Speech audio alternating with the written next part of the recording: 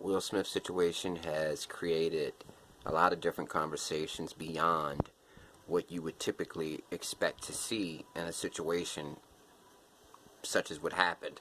Will Smith slapped Chris Rock, so you would think the conversation would be limited to, is Will Smith mentally unstable, or did Chris Rock really deserve to get slapped? Did he really cross the line?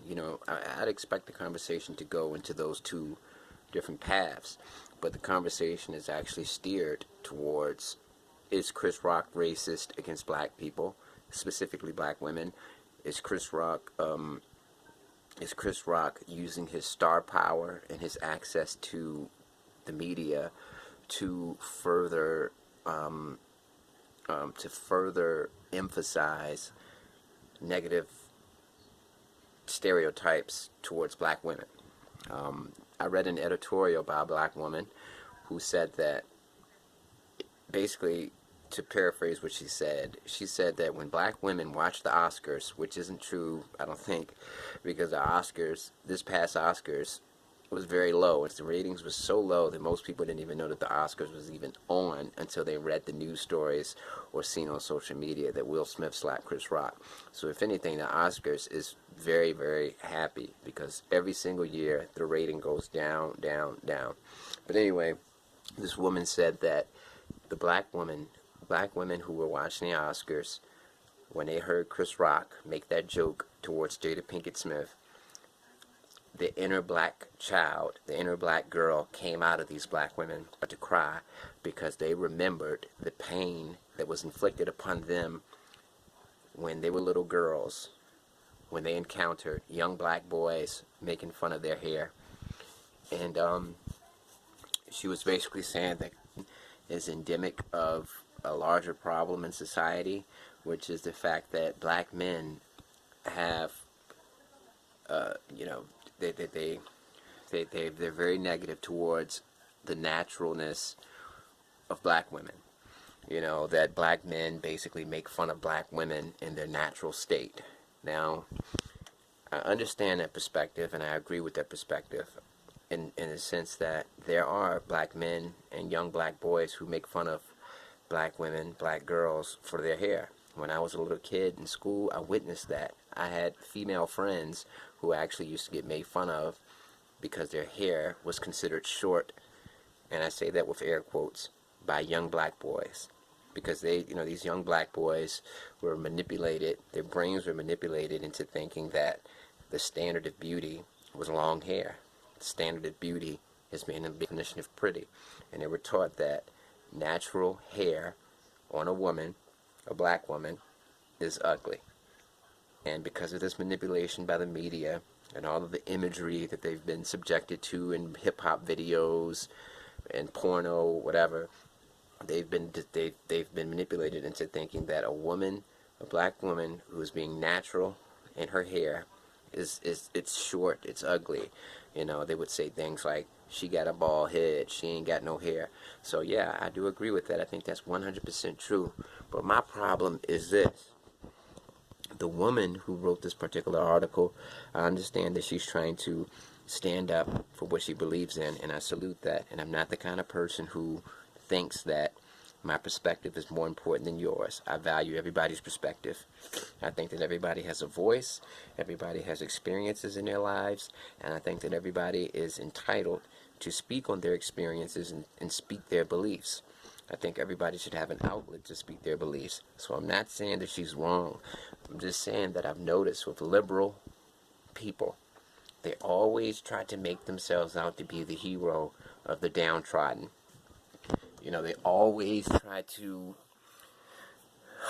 try to paint a picture in which everybody is just totally discriminated against who's black. Everybody who's black is going through these hardships. They're getting made fun of. Life is so difficult for us as black people. We're getting it from every angle, from the system to our black men disrespecting our natural hair. And they put out this image that I just think it leads to this idea that we can't be successful as black people. We can't love each other as black people, because these people who oftentimes are liberals put out there in the media, into the public sphere, we have this problem, that problem, this problem, that problem as black people. They're constantly emphasizing our problems. And they don't emphasize the good things that are going on. It's like they're always looking to characterize us as being in bad shape.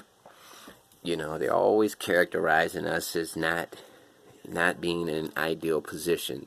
Like we're not perfect, and you know we've got so far to go because we've got all of these socioeconomic problems and these cultural problems within our race, and they frame themselves as being the hero.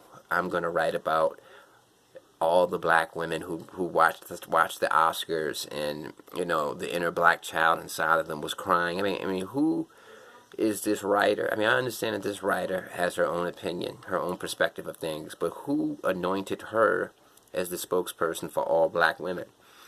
Because to be honest with you, all black women have not experienced that. You know, we all know that, you know, every black person in the world hasn't experienced racism. You know, every black person in the world doesn't have a history of being abused because of who they are, because of their race, you know, because of their hair. You know, it happens to a lot of us. It is a huge problem that needs to stop, but that's not everybody's story. And the thing about these liberals is they want to make that everybody's story. They want to paint all of us as these victims, as these, you know, people who are afflicted, people who are abused. And I just think that words are powerful. I think that when you write articles and editorials like this liberal woman did, that's powerful. And I just don't like the fact that liberals are constantly putting out there that we are just debilitated as black people. When are they going to start embracing the fact that more black women are graduating from college, more black men are graduating from college, less and less black people are going to prison? And you know the old stereotype, half the prisons are filled with black people. That statistic is getting smaller and smaller every year. More black people are becoming business owners. More black people are moving up in the executive world. More black people are becoming millionaires. The literacy rate in the black community is very high. Our illiteracy rate is shrinking, very, very low. Black people are becoming more and more successful every single year. So I just don't understand, why is it that these liberals always want to paint our race as just being so flawed and so afflicted and so abused? Yes, we do have challenges. Yes, there are things going on that need to improve internally in the black community and externally with the system. We all know that's true. But at the same time, our life is not as hard as it was back in the 60s. My grandfather's brother was light like me. He got into a car accident on the highway. His face was so bloody as a result of the accident. The ambulance actually thought he was a white guy at first because he's light-skinned like me and his face was covered in blood. So when they took him to the hospital, they cleaned up his face, got his ID, and realized that he was black. You know what they did? They went back to the scene of the accident and they put him right there. The nearest black hospital was 50 miles away. Instead of taking him to the nearest black hospital, they took him back to the scene of the accident. They did call the black hospital and told them, hey, you need to pick this guy up at this location. But they left him there at the scene of the accident, and he died. And the hospital could not be sued because it was whites only, and that was the law at the time. Jim Crow was in effect. At that point in time, in the 60s, in the 50s, and during this Jim Crow era, life was tough for black people. We were afflicted, abused. It was legal to be racist against us. It was legal for us to not live in certain neighborhoods. It was legal for us to not go to certain schools. Legal for us to it was legal for us to not be able to go into certain professions. It was legal for us to be rejected for loans from the bank. But we have achieved so much since then, and I think it's disrespectful to our ancestors for us to just constantly focus on this negativity. I think it's disrespectful to our ancestors who fought for our freedom to constantly paint this narrative that we're still enslaved and life is still unbearable for us and we're just these weak little victims. I think that these liberal people want to make us victims because it gives them purpose. They manipulate us into thinking that we're victims, and that gives them more money. It's a marketing strategy. Because if we're empowered, if we're confident, if we know our worth, they can't use us anymore as content. They can't use us anymore to sell some fake pain, you know. And like I said, I'm not a conservative or a liberal. I hate both equally because they both have this arrogant tendency to look at the world only through their own selfish lenses.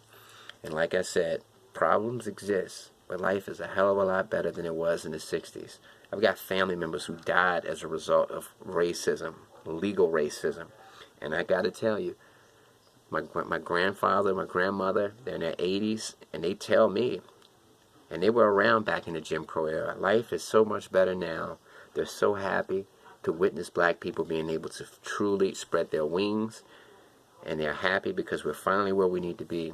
But you got these liberal people in the media, in the entertainment world, who are constantly trying to make us victims. You know, I'm not a victim. You're not a victim. Peace.